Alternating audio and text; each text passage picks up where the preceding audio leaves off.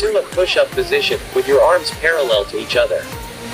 Raise your hips in the air until your body takes a V shape and your hands are locked out. Your chest should be just above the floor.